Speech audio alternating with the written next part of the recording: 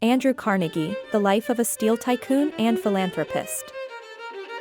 Andrew Carnegie, one of the most influential figures of the 19th and early 20th centuries, is remembered for his remarkable rise from humble beginnings to becoming one of the wealthiest men in history.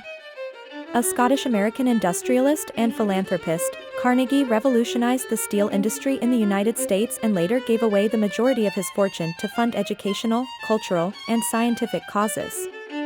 His legacy is marked by both his contributions to capitalism and his deep commitment to philanthropy. 1. Early life and immigration to America. Andrew Carnegie was born on November 25, 1835, in Dunfermline, Scotland, into a poor family.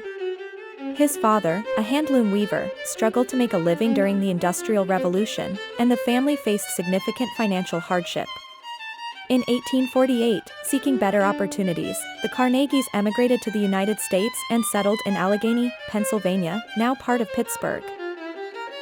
Carnegie started working at a young age to help support his family, taking on jobs like a bobbin boy in a cotton factory and a telegraph messenger. His hard work, intelligence, and determination led him to land a position as a telegraph operator for the Pennsylvania Railroad, where he met influential people and began building his career. 2. The rise in the steel industry. Carnegie's real breakthrough came in the 1860s when he ventured into the steel industry. Recognizing the growing demand for steel in the expanding American economy, he founded the Carnegie Steel Company in the early 1870s. Through technological innovations, cost-cutting measures, and vertical integration, where Carnegie controlled every step of steel production from raw materials to distribution, his company quickly became a dominant force in the industry. By the 1890s, Carnegie Steel was the largest and most profitable steel company in the world. Carnegie's focus on efficiency, particularly his use of the Bessemer process, a revolutionary way of mass-producing steel, allowed him to produce high-quality steel at lower costs, fueling the construction of railroads, bridges, and buildings across America.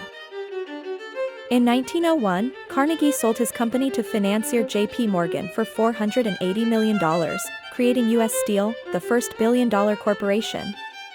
At the time, Carnegie's share of the sale was around $225 million, making him one of the richest men in the world. 3. The Gospel of Wealth and Philanthropy. Despite his vast fortune, Andrew Carnegie believed that the wealthy had a moral obligation to use their riches for the greater good. In 1889, he wrote an essay titled The Gospel of Wealth, in which he argued that the rich should live modestly and distribute their wealth to benefit society, rather than passing it down to heirs. Carnegie's philosophy led to a life of significant philanthropic efforts.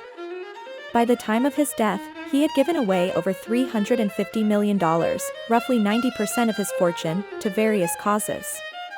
His contributions helped fund thousands of public libraries across the United States and the world, earning him the nickname patron saint of libraries.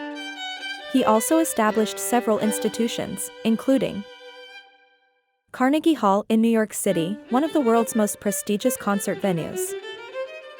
Carnegie Mellon University in Pittsburgh, originally known as the Carnegie Technical Schools. The Carnegie Endowment for International Peace, a foundation promoting global peace and understanding. The Carnegie Institution for Science, which supported scientific research and education. The Carnegie Corporation of New York, which continues to provide grants for education and knowledge-sharing initiatives. Carnegie's philanthropic legacy continues to impact education, science, and the arts today. 4. Controversies and criticism. Despite his immense charitable work, Andrew Carnegie's career was not without controversy. The most notable criticism came from his treatment of workers in his steel mills. Labor conditions in Carnegie's factories were harsh, with long hours, low pay, and dangerous working environments. The infamous Homestead Strike of 1892, a violent labor dispute between steelworkers and management at Carnegie's Homestead Steel Works, highlighted the tension between Carnegie's wealth and his workers' struggles. During the strike, workers protested wage cuts, and the situation escalated into a deadly conflict when private security forces were brought in to break up the strike.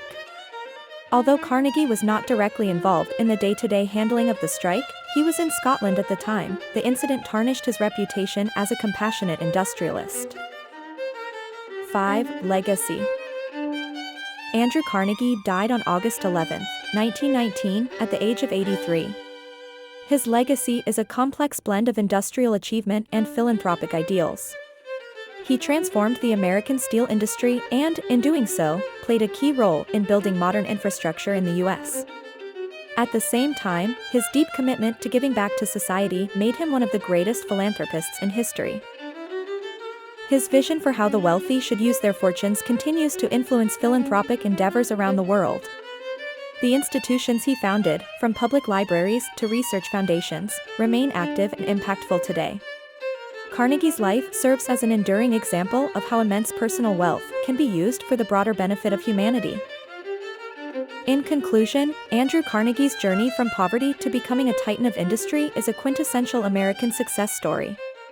His dual legacy as a ruthless businessman and a generous philanthropist offers valuable insights into the complexities of wealth, power, and social responsibility.